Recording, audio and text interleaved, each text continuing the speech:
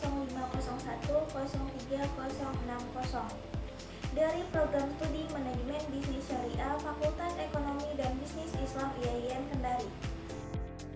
Sebelumnya, tugas ini dibuat sebagai penyelesaian tugas akhir dari manajemen akuntansi. Baik, tanpa berlama-lama lagi, mari kita simak penjelasan berikut. Baik, di sini saya akan membawakan 7 materi. Yang pertama itu analisis pengambilan keputusan produksi, yang kedua sistem manajemen biaya dan activity based management, yang ketiga standar costing dan pengukuran kinerja manajemen, yang keempat sistem penganggaran fleksibel dan support activity cost, yang kelima akuntansi pertanggungjawaban dan total quality management, yang keenam investment center and transfer pricing, yang ketujuh hybrid product costing. Kita masuk pada analisis pengambilan keputusan produksi. Pada analisis pengambilan keputusan produksi, ada yang dinamakan dengan pengambilan keputusan jangka pendek. Pengambilan keputusan jangka pendek atau yang juga dikenal sebagai tactical decision making merupakan pengambilan keputusan berskala kecil dengan tujuan memilih di antara beberapa alternatif strategi untuk mencapai keunggulan kompetitif jangka panjang. Menurut Mulyadi, terdapat 4 kategori keputusan jangka pendek, yakni membeli dan membuat sendiri, menjual atau memproses lebih lanjut suatu produk, menghentikan atau melanjutkan produksi produk tertentu, menerima atau menolak pesanan khusus. Teori pengambilan keputusan dalam manajemen ada 2, yakni keputusan rutin dan keputusan tidak rutin. Time manajemen konsep-konsep biaya dalam pengambilan keputusan jangka pendek terbagi atas 3, yakni sunk cost, opportunity cost, dan relevant cost. Inilah rumus dari biaya total, biaya rata-rata, dan marginal, bisa dilihat pada gambar. Metode harga pokok biaya produksi. Metode harga pokok biaya produksi merupakan cara-cara dalam menghitung unsur biaya yang dikumpulkan untuk setiap prosesnya ke dalam harga pokok produksi. Metode harga pokok biaya produksi terbagi atas 2, yakni yang pertama itu metode variable costing, yaitu metode penentuan harga pokok produksi yang hanya membebankan biaya produksi variabel saja. Adapun metode yang kedua, metode full costing, adalah konsep penentuan harga pokok penuh yang membebankan semua elemen biaya produksi, baik biaya tetap maupun biaya variabel ke dalam harga pokok produk. Next point, di sini kita membahas poin kedua, yakni sistem manajemen biaya dan activity based management. Nah, apa itu sistem manajemen biaya? Sistem manajemen biaya adalah pendekatan untuk merencanakan, mengendalikan, dan menyatukan pengeluaran biaya dalam organisasi. Tujuan utamanya adalah memastikan biaya digunakan secara efisien dan sesuai anggaran. Definisi sistem manajemen biaya adalah proses yang memberikan informasi untuk pengambilan keputusan terkait penggunaan sumber daya dan pengendalian biaya dalam organisasi. Adapun komponen utama sistem manajemen biaya terbagi atas 4. Yang pertama, perencanaan sumber daya, yang kedua, perkiraan biaya, yang ketiga, penganggaran, dan yang keempat, kontrol biaya.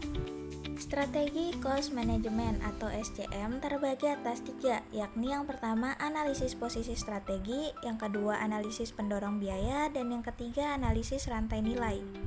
Activity Based Management atau ABM adalah pendekatan yang berfokus pada pengelolaan aktivitas untuk meningkatkan nilai bagi pelanggan dan laba perusahaan. Hubungan dengan ABC, ABM adalah kelanjutan dari Activity Based Costing, berfokus pada efisiensi dan efektivitas aktivitas. Tujuan ABM ada 2, yakni yang pertama mengidentifikasi dan menghilangkan aktivitas yang tidak bernilai tambah, yang kedua meningkatkan nilai produk atau jasa untuk konsumen. Langkah-langkah dalam ABM yang pertama itu mengidentifikasi aktivitas, yang kedua penilaian kinerja aktivitas, yang ketiga pengukuran biaya aktivitas. Manfaat ABM yang pertama meningkatkan pemahaman tentang biaya, yang kedua memungkinkan alokasi sumber daya yang lebih efektif, yang ketiga meningkatkan profitabilitas dengan mengurangi biaya tidak perlu. Next point yakni poin yang ketiga, standar costing dan pengukuran kinerja manajemen. Pengertian standar costing dan pengukuran tenaga kerja. Standar costing atau biaya standar adalah metode akuntansi biaya yang digunakan untuk mengukur dan mengendalikan biaya produksi dengan membandingkan biaya aktual dengan biaya standar yang telah ditentukan sebelumnya. Adapun pengertian biaya standar menurut Carter, biaya standar adalah biaya yang telah ditentukan sebelumnya untuk memproduksi satu unit atau sejumlah produk tertentu selama satu periode. Biaya ini ditetapkan sebelum proses produksi dimulai dan berfungsi sebagai tolak ukur untuk mengontrol pengeluaran biaya dalam kegiatan produksi. Jenis-jenis biaya standar menurut Mulyadi dalam buku akuntansi biaya standar dapat digolongkan atas dasar tingkat ketaatan dan kelonggaran. Sebagai berikut, yang pertama standar teoritis, yang kedua standar biaya waktu yang lalu, yang ketiga standar normal, yang keempat standar pelaksanaan terbaik. Penentuan biaya standar menurut Mulyadi, prosedur penentuan biaya standar dibagi ke dalam 3 bagian meliputi biaya bahan baku standar, biaya tenaga kerja standar, dan biaya overhead pabrik standar. Analisis selisih biaya sesungguhnya dari biaya standar. Apabila biaya aktual melebihi biaya standar, selisih ini disebut tidak menguntungkan karena hal ini akan memperkecil laba. Sebaliknya, jika biaya standar lebih besar daripada biaya aktual, selisihnya disebut menguntungkan karena akan memperbesar laba. Nah, analisis selisih biaya sesungguhnya dari biaya standar ini terbagi atas dua, yakni selisih bahan baku langsung dan selisih biaya tenaga kerja. Yang pertama itu ada selisih bahan baku langsung. Terbagi atas dua juga, yakni selisih kuantitas, di mana selisih kuantitas bahan baku langsung sama dengan kuantitas sesungguhnya kualitas standar dikali harga per unit standar. Selisih harga bahan baku sama dengan harga per unit sesungguhnya dikurang harga per unit standar dikali kuantitas sesungguhnya yang dibeli. Yang kedua ada selisih biaya tenaga kerja, terbagi atas 3 poin. Yang pertama selisih efisiensi, di mana selisih efisiensi TKL sama dengan jumlah jam sesungguhnya dikurang jumlah jam standar yang disyaratkan dikali tarif upah standar. Yang kedua itu selisih tarif, di mana selisih tarif TKL sama dengan tarif upah sesungguhnya dikurang tarif upah standar dikali jumlah jam kerja sesungguhnya. Dan yang terakhir itu selisih biaya overhead. Selisih biaya overhead pabrik merupakan selisih antara overhead pabrik sebenarnya dengan biaya overhead pabrik standar yang terjadi pada tingkat produksi yang ingin dicapai. Next point, kita beralih ke poin keempat, sistem penganggaran fleksibel dan support activity cost. Pengertian sistem penganggaran fleksibel dan support activity cost. Anggaran biaya fleksibel adalah skedul biaya yang menunjukkan bagaimana masing-masing biaya akan berubah dengan perubahan volume, output, atau aktivitas. Menurut Hansen dan Mowen, anggaran fleksibel bertujuan untuk memberikan umpan balik secara lebih sering yang dibutuhkan oleh para manajer untuk menerapkan pengendalian dan menjalankan rencana dengan efektif. Support activity cost, yakni alokasi biaya departemen pendukung, digunakan untuk menentukan harga jual produk atau jasa, mengevaluasi kinerja operasional, dan dalam perencanaan dan pengendalian biaya. Karakteristik anggaran fleksibel. Mengapa perusahaan memerlukan anggaran fleksibel? Anggaran fleksibel adalah anggaran yang menyesuaikan dengan tingkat aktivitas atau volume perusahaan. Tidak seperti anggaran statis yang tidak berubah dari jumlah yang ditetapkan ketika anggaran dibuat, anggaran fleksibel terus beradaptasi dengan variasi biaya bisnis. Dengan adanya anggaran tersebut, maka total laba atau rugi yang didapatkan perusahaan dapat diprediksi. Komponen anggaran fleksibel. Pengertian aktivitas biaya. Aktivitas biaya adalah segala jenis kegiatan yang dilakukan dalam proses produksi atau penyediaan produk atau jasa. Aktivitas ini menghasilkan penggunaan sumber daya perusahaan seperti tenaga kerja, bahan baku, dan fasilitas yang pada gilirannya menghasilkan biaya. Jenis-jenis aktivitas biaya. Beberapa jenis aktivitas biaya meliputi yang pertama aktivitas berbasis volume, terkait dengan volume produksi atau tingkat kegiatan perusahaan.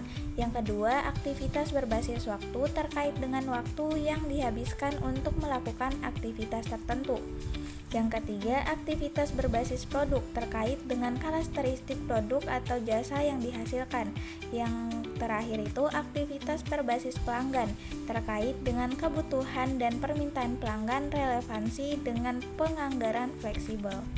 Untuk membuat anggaran fleksibel, langkah-langkah yang dapat diambil adalah yang pertama, identifikasi biaya tetap dan biaya variabel. Yang kedua, pisahkan keseluruhan biaya tersebut pada tingkat variabel per unit kegiatan. Yang ketiga, tentukan berapa banyak yang harus dibelanjakan atau berbagai pengeluaran yang terjadi selama periode tertentu. Yang keempat, menghitung aktivitas pembiayaan bisnis yang berbeda. Dan yang terakhir itu yang kelima, identifikasi biaya mana saja yang masuk dalam kategori variabel dan tetap. Anggaran fleksibel memiliki kelebihan antara lain. Yang pertama, dapat mengontrol anggaran utama dengan lebih baik. Yang kedua, dapat memprediksi dampak perubahan volume yang mempengaruhi pendapatan dan pengeluaran. Yang ketiga, dapat memberikan rincian terhadap aktivitas utama. Dan yang keempat itu dapat menghitung berbagai tingkat pengeluaran untuk biaya variabel. Namun, anggaran fleksibel juga memiliki kelemahan, seperti yang pertama, asumsi yang diambil dari anggaran fleksibel terkadang tidak akurat. Yang kedua, pengerjaan anggaran fleksibel akan lebih lama daripada pengerjaan anggaran tetap. Yang ketiga, anggaran fleksibel memerlukan dasar dan kemampuan tersendiri agar penganggaran dananya bisa jalan dengan lancar dan tidak ada kesalahan fatal di dalamnya. Dan yang keempat itu, anggaran fleksibel tidak dapat digunakan untuk menghitung biaya tetap. Varian anggaran fleksibel. Yang pertama itu ada varian aktivitas, yang kedua varian pendapatan dan pengeluaran, yang ketiga laporan kinerja kombinasi antara varian aktivitas dan varian. Yang keempat itu ada laporan kinerja dalam organisasi nirlaba. Yang kelima ada laporan kinerja dalam pusat biaya. Kesalahan umum anggaran fleksibel. Yang pertama, tidak memahami kesalahan umum dalam menyusun laporan kinerja. Yang kedua, menetapkan proyeksi yang berlebihan atau tidak realistis. Yang ketiga, mengabaikan kebutuhan anggaran secara utuh. Yang keempat, mengasumsikan pendapatan memiliki aliran kas positif. Yang kelima, menghabiskan uang yang sesungguhnya belum dimiliki. Yang keenam, tidak mengidentifikasi biaya mana yang variabel dan biaya mana yang tetap. Next poin kelima yakni akuntansi pertanggungjawaban dan total quality management. Pengertian akuntansi pertanggungjawaban. Menurut Hansen dan Mowen, akuntansi pertanggungjawaban merupakan sebuah sistem akuntansi yang disusun untuk mengukur hasil yang diharapkan atau dianggarkan. Akuntansi pertanggungjawaban memiliki 4 karakteristik, yaitu yang pertama penetapan tanggung jawab, yang kedua penentuan ukuran kinerja, yang ketiga evaluasi atau penilaian kinerja, dan yang terakhir pemberian penghargaan dan hukuman. Struktur akuntansi pertanggungjawaban ada 3, yakni yang pertama struktur fungsional, yang kedua produk, dan yang ketiga struktur geografis. Menurut Mulyadi, syarat-syarat untuk dapat mengatakan akuntansi pertanggungjawaban dilaksanakan dan baik sebagai berikut. Yang pertama struktur organisasi, yang kedua anggaran biaya, yang ketiga pemisahan biaya antara biaya terkendali dan tidak terkendali, yang keempat sistem kode rekening, yang kelima pelaporan biaya. Jenis-jenis pusat pertanggungjawaban ada 4. Yang pertama pusat biaya, yang kedua pusat pendapatan, yang ketiga pusat laba, yang keempat pusat investasi. Total quality management merupakan pendekatan untuk meningkatkan efektivitas dan fleksibilitas bisnis secara keseluruhan. Menurut Aufland bahwa total quality management merupakan pendekatan untuk meningkatkan efektivitas dan fleksibilitas bisnis secara keseluruhan. Next poin ke-6 itu investment center and transfer pricing. Pengertian investment center. Investment center adalah salah satu bagian atau unit dalam struktur organisasi yang memiliki tanggung jawab untuk mengelola aset perusahaan serta mengukur kinerja berdasarkan hasil laba yang dihasilkan dari investasi yang dilakukan. Nah, adapun peran-peran utama investment center, yang pertama optimalisasi pemanfaatan aset investment center, yang kedua pengukuran kinerja divisi, yang ketiga pengambilan keputusan strategi, yang keempat meningkatkan akuntabilitas dan transparansi, dan yang terakhir mendorong inovasi investment. Manfaat strategi investment center, yang pertama itu efisiensi profesional, yang kedua keunggulan kompetitif, yang ketiga peningkatan pengawasan. Nah, ini adalah 5 metode yang digunakan dalam transfer pricing. Hubungan antara investment center dan transfer pricing dalam meningkatkan efisiensi dan efektivitas organisasi. Yang pertama, investment center sebagai unit akuntabilitas. Yang kedua, transfer pricing sebagai instrumen alokasi sumber daya. Yang ketiga, hubungan untuk meningkatkan kinerja keuangan. Yang keempat, optimalisasi keputusan investasi. Yang kelima, pengaruh terhadap motivasi dan akuntabilitas. Dan yang terakhir, efek regulasi pajak. Nah, bisa dilihat pada gambar, ini adalah 7 tantangan utama yang dihadapi investment center dan transfer pricing. Oke, kita beralih ke poin terakhir, hybrid product costing. Hybrid product costing adalah metode penghitungan biaya produk yang menggabungkan dua pendekatan utama dalam sistem biaya, yaitu job order costing dan process costing.